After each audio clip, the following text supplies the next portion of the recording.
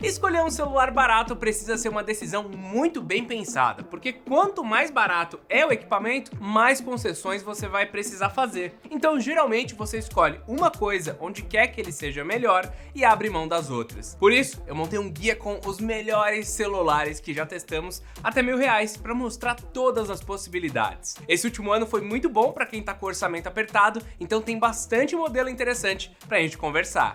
Desculpa atrapalhar, mas antes da gente começar eu tenho uma dica ótima. Começou a campanha Quer Ganhar Quanto da Casas Bahia. Além de descontos muito legais, a ideia é que, independente de como você pode pagar, tenha uma opção com benefícios para você. Se quiser os maiores descontos, dá para pegar no Pix. E se quiser ganhar créditos, vai de carnê digital que pode parcelar a compra em até 24 vezes em parcelas fixas. E em todas essas situações tem cupom que não acaba mais. Só lembra de colocar ele lá no carrinho para ganhar um desconto maior, hein? Eu mesmo já dei uma olhada e encontrei esse smartphone aqui com preço bem legal. Tô de olho num ventilador que precisa ser silencioso e uma TV aqui pro estúdio. A promoção tem tempo limitado, então já clica aqui embaixo no link da descrição para ver se o que você quer tá em promoção. E agora, bora pra pauta.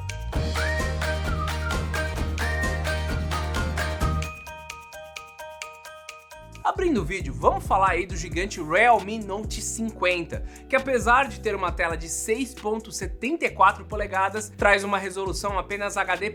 Esse celular tem um painel IPS, bem legal, bonitinho, até de 90 Hz e com um brilho máximo de 500 nits. Não é o suficiente para usar em dias ensolarados no parque, mas vai ser o suficiente para ambientes fechados. Como eu disse, no que ele vai bem é em ter uma tela grande. Na sua construção, apesar de ser um Realme, ele parece bastante com os celulares da Redmi, mais precisamente o Note 13 4G, graças ao módulo de câmera direto na tampa traseira, sem um degrau para elevar as lentes. Ele se diferencia, no entanto, por trazer 1/3 dessa tampa numa textura reflexiva, que difunde a luz, enquanto que o resto todo do celular é fosco. No hardware interno, ele conta com um processador da Unisoc, é o Tiger T612, e ele vai desempenhar um papel bom com esse chipset. Ele não tá no Android 14 e ainda não há previsão de atualização para ele, só que isso ajuda o celular a se manter um pouco mais fluido. Esse modelo tem opções com 3 ou 4 GB de RAM e 64 ou 128 de armazenamento.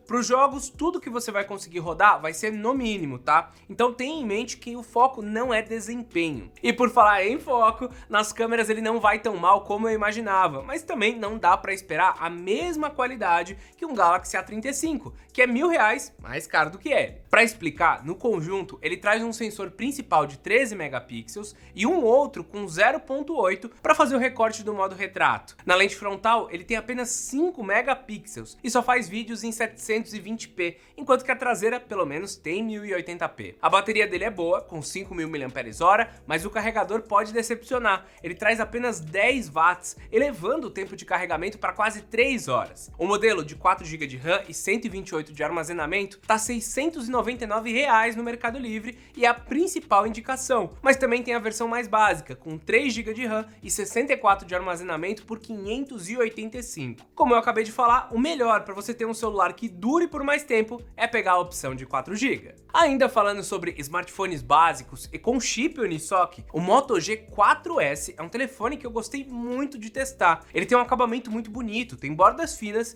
e ainda roda os jogos de uma maneira satisfatória. Eu diria que ele tá acima da média para a categoria, é a nossa principal recomendação. O seu corpo, apesar de ser todo em plástico, tem um acabamento que disfarça muito bem as manchas de dedo, e além disso, ele não tem entalhe de gota na tela, é apenas um furo discreto para abrigar a lente frontal, que é de apenas 5 megapixels, mas pelo menos fica melhor ali na tela. Na traseira, ele tem apenas um sensor de 50 megapixels, que já é melhor do que o anterior, e o flash, sem inventar de colocar sensores de 2 megapixels para fingir que tem mais lentes na traseira. As fotos são legais, mas não dá para esperar muito nesse quesito, porque o pós-processamento é mais lento e o smartphone não dá conta de fazer trabalhos tão pesados. Diferente do concorrente, o que temos por aqui é um Unisoc T606, com 4 ou 8 GB de RAM, o que ajuda também, e 64 ou 128 de armazenamento. Então não tem a opção de 3 GB, que olha, não é tão legal assim. Durante meus testes, ele se saiu bem, considerando o seu preço,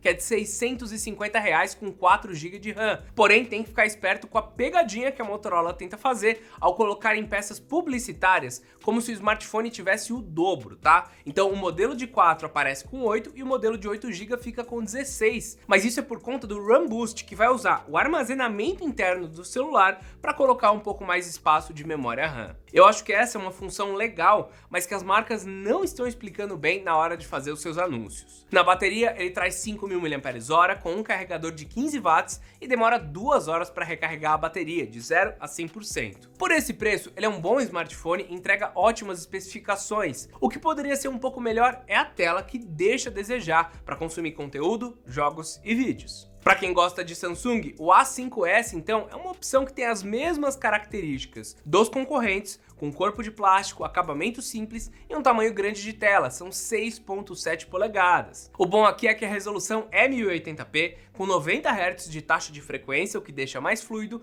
e um painel PLS LCD. Ele é maior do que os seus concorrentes, graças às bordas grandes em volta do painel, dando mais volume do que o necessário para o aparelho. Ele tem um entalhe para abrigar a câmera de 13 megapixels e é uma das melhores lentes frontais desse guia. Tá vendo como você consegue ver essas diferenças? A Motorola tinha menos borda, mas esse cara tem câmera melhor. Na traseira, entretanto, a Samsung se viu obrigada a colocar 3 lentes no smartphone para conseguir manter o seu padrão de design que ela criou para toda a linha, desde o mais básico até o mais potente. A principal vem com 50 megapixels, enquanto as outras duas são de 2 megapixels para macro e efeito desfoque. A verdade é que as demais câmeras, elas são desnecessárias, tá? Ele tem apenas uma, já que a entrega dos resultados aqui é igual a nos outros dois celulares, bem mediana. O que diferencia o A5S dos concorrentes é a escolha do SoC, um Snapdragon 680, com 4 GB de memória RAM e 64 de memória interna. Ele não é indicado para jogos porque o chip da Qualcomm é muito fraco para rodar os títulos que nós costumamos testar aqui nos vídeos. Para quem quer jogar, mesmo que seja na qualidade mínima, a nossa dica é apostar nos telefones com Unisoc ou, claro, subir de preço. Novamente, dá para perceber que o foco é na câmera. Em bateria, nós temos o mesmo do que no Moto G04S. São 5.000 mAh e 15 watts de potência de carregamento. O tempo é mais longo, mas o controle de bateria da Qualcomm é melhor do que dos concorrentes, até mesmo que da própria Samsung com o Exynos, então é um celular que não esquenta. Em preço, esse cara também se destaca não pela versão básica de 4 GB de RAM, mas por uma superior que tá R$ 730, que é a versão de 6 GB de RAM com 128 de armazenamento. Isso justifica ele ser um pouco mais caro do que o Realme e o Motorola que a gente apresentou antes, até porque a diferença entre a versão de 4 e 6 GB de RAM não tá tão grande. Então a nossa dica é aproveita e já faz esse upgrade. Eu quero voltar falando de um chinês bastante querido e conhecido da galera, que é o Redmi 13C. Apesar de em alguns momentos do ano a gente achar que ele não tava valendo a pena por estar caro, ele volta sendo muito mais interessante e vestindo perfeitamente a característica de um celular abaixo dos R$1.000. Ele tem uma construção bem bonita, muito parecida com a do Realme Note 50,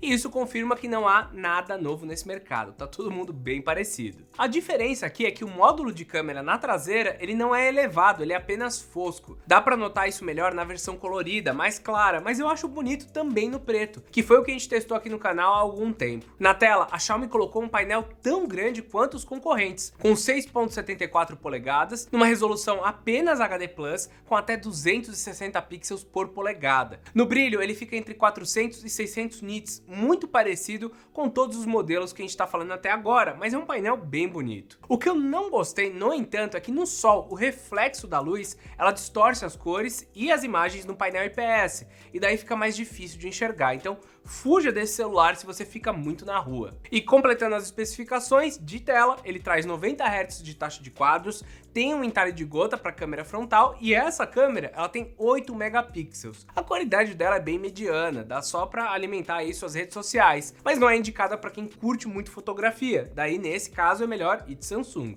A lente traseira, no entanto, tem 50 megapixels e faz fotos até que boas quando o ambiente está claro, mas a coloração fica um pouco esquisita. Isso é graças ao processamento processador dele, que é o Helio G85, que não sabe processar muito bem fotos e vídeos. É um chipset mais antigo e que é meio fraco para esse ponto de processamento de imagem. Por outro lado, as lentes de 2 megapixels para macro e de 0.08 para auxílio de foco estão aqui para cumprir tabela, e ambas são ruins. Em jogos, esse modelo aqui consegue ir melhor do que o Galaxy A5s, mas isso não quer dizer que esse SoC da MediaTek é bom para jogar. A verdade é que a GPU do G85 é boa, mas a CPU nem tanto, e ele demora para abrir os títulos, engasga um pouco na interface, mas até que roda os jogos. Entretanto, vai ter que ser na qualidade mínima, como a gente comentou lá no review. Com a chegada do Redmi 14C, o 13C finalmente começou a baixar de preço, e para quem gosta da Xiaomi, é a porta de entrada. No momento em que a gente escreveu esse roteiro, ele estava R$ 750, mas pode chegar a valores menores. Só tem que lembrar que geralmente nessa faixa de preço, você tem celulares que são de mercado cinza, então mesmo que você encontre na Amazon ou Mercado Livre, não é garantia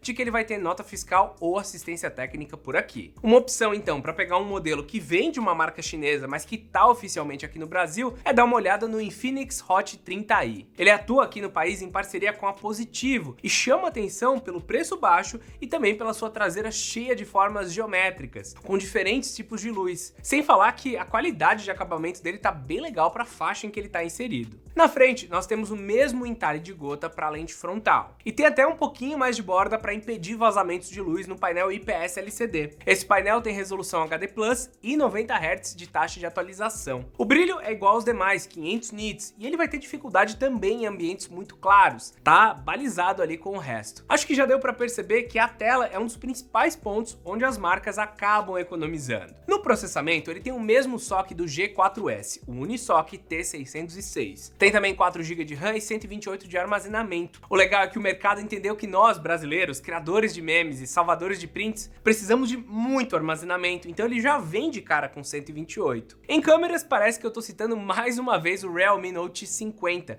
com 13 megapixels na principal e 0.8 na auxiliar. Ao menos, ele consegue fazer imagens de 8 megapixels na frontal, um upgrade perante alguns outros modelos. Para quem quer um celular diferente, que foca no design, com nota fiscal, já no Brasil bonitinho, o Infinix é um aparelho para você. Ou não, vai depender muito do gosto de cada um, porque em desempenho, câmera, ele vai estar muito parelho com o resto. É muito questão de design e sistema operacional, de você gostar dele. Agora, outro modelo que eu curti e que já tá numa categoria um pouquinho acima é o Moto G34. Ele é um dos smartphones mais potentes desse guia, com o Snapdragon 695, o mesmo do Moto G84, mas com um preço abaixo dos R$ 1.000. Na Amazon, esse celular aqui com 128 de armazenamento e 4 GB de RAM sai por R$ 810. Ele tá um pouco mais caro, mas o seu conjunto vai compensar isso, já que ele tem uma versão em couro vegano muito bonita e o conjunto fotográfico também já sobe um degrau. Mas calma, vamos por ordem, tá? Deixa eu falar do design. O módulo da câmera é bonito, é arredondado e dá um charme para a traseira desse celular, que já parece um pouco mais caro. Na frente, ele é simples, muito parecido com o anterior e tem poucas bordas. Parece até que a Motorola e a Samsung trocaram de papéis nesses últimos anos, porque eu lembro que eu reclamava muito das bordas espessas da linha Moto G, enquanto o Samsung tinha borda fina. E agora é o contrário, eles estão finos e a Samsung com bordas grossas. Infelizmente, ele ainda traz um painel IPS com resolução HD Plus, mas com uma taxa de quadros de 120 Hz, porque ele aguenta, ele tem processador para isso. Eu até abriria mão dessa característica para ter mais resolução. Essa tela ela é menorzinha, tem 6.5 polegadas, o que é bom tanto para quem quer um celular menor, quanto para quem gosta de telefones com telas grandes, porque ele fica ali no meio do caminho entre uma densidade de pixels maior e também uma tela com mais espaço. No hardware, agora sim, nós temos opções de 4 ou 8 GB de RAM e 128 de armazenamento. Para os usuários que gostam de jogar, esse aqui é o smartphone mais indicado desse guia, porque ele vai rodar tudo que você quiser, algumas coisas no médio e outras no mínimo, mas ele vai rodar. Por R$ 800, o Moto G34 faz muito sentido para quem quer jogar e por conta do seu acabamento, mas ele acaba pecando um pouco na sua tela. Quem faz um contraponto a ele é o Galaxy M15. Ele tem o mesmo design do A5s, com corpo de plástico, corpo que vem reto e uma qualidade de design no mesmo nível dos seus irmãos mais caros. Na frente, ele não é tão interessante visualmente, graças às bordas mais grossas que eu já comentei anteriormente, mas o destaque fica para a resolução Full HD, que finalmente volta a aparecer nesse guia. O entalhe para abrigar a câmera também é um pouco mais invasivo, algo que eu não gosto muito, mas não dá para notar no dia a dia, tá? Já que a tela tem um bom tamanho, 6.5 polegadas. A tecnologia utilizada por aqui é o Super AMOLED, que me agrada mais do que o IPS. E antes que eu me esqueça, temos também 90 Hz de taxa de atualização e um brilho de 800 nits, o maior dentre os aparelhos listados nesse vídeo. É o que eu falei, o anterior tem apenas uma tela HD com menos brilho, mas também menos bordas. Mas vamos voltar para o M15. Na parte de processamento e memórias, nós temos o Dimensity 6100 Plus, com 4 GB de RAM e 128 de armazenamento, sem novidade por aqui. Ele dá conta dos jogos, das tarefas do dia a dia, mas o destaque mesmo é a sua bateria de 6.000 mAh de capacidade, com possibilidade de carregamento em até 25 watts, que não vem na caixa, tá? A Samsung manda um de 15 watts na caixa, que demora muito para completar a carga, mas só de estar disponível, vai que você tem aí um carregador um pouquinho melhor, ele já vai fazer um carregamento mais rápido. Vale comentar que todos os demais telefones dessa lista se limitam a carregamentos entre 10 e 15 watts. Agora, na parte das câmeras, ele também vai melhor do que a maioria dos seus concorrentes. Ele tem 50 megapixels, igual quase todo mundo, mas tem uma ultra-wide de 5 megapixels e uma macro com 2. Na frontal são 13 megapixels e olha, ela dá conta de fazer fotos bem interessantes. Principalmente porque a gente está falando de um celular de apenas R$800. Então assim, devemos sempre lembrar que a qualidade de um produto tem que ser avaliada pelo seu preço. Se ele custasse R$1.500 e as fotos fossem essas, certamente você me veria falando que é ruim para a faixa de preço, como é o caso do Redmi Note 13, que traz um hardware semelhante a esse, mas que varia entre R$1.000 e R$1.200. O Galaxy M15, ele tá num bom preço, porque ele entrega coisas que o tornam barato. Ele basicamente tem uma das melhores especificações desse guia, mas não é o preço mais caro. Daria até para dizer que ele quase esbarra na parte de intermediário, não seria um celular de entrada. O Moto G34 faz quase o mesmo, mas ele ainda peca na escolha da tela. Com isso, a gente já tem uma visão geral de quais são os principais celulares até R$1.000. Se você quer uma tela grande, o primeiro modelo que a gente comentou da Realme é um ponto importante. Se você quer um celular com muita bateria, o M15 é bem legal. Agora, se você quer jogar o Moto G34 com a sua tela HD, que ajuda no desempenho, e também o seu processador, pode ser um modelo muito mais interessante. Enfim, cada um deles vai ter um diferencial. Se você gostou desse vídeo, não esquece de deixar um comentário, não esquece que tem links na descrição, e se ficou com alguma dúvida, também comenta aqui embaixo, tá? Eu espero então vocês no próximo vídeo. Então é isso, meus amigos, até mais!